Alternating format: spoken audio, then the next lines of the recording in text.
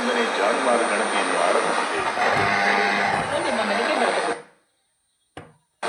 ತಮ್ಮ ಪಶುಗಳ ಬಗ್ಗೆ ಸರಿಯಾದ ಮಾಹಿತಿ ನೀಡಿ, ಅಂದರೆ ಸರ್ಕಾರ ನಿಮಗೆ। तो देखिए मेरे पास ये रेडियो रिपेयर होने के लिए आया था और इसमें स्टेशन सेट नहीं हो रहा था दोस्तों, और इसमें ये वॉल्यूम ख़राब था जिसको मैंने नया लगाया हूँ, और इसमें स्टेशन सेट नहीं हो रहा था। तो किस प्रकार से स्टेशन को सेट करते हैं वैसे तो मैंने आप लोगों को दिखाया है। अब ये हमारा बिल्कुल सही हो चुका है। मैं इसका चलाकर आप लोगों को दिखाता हूँ।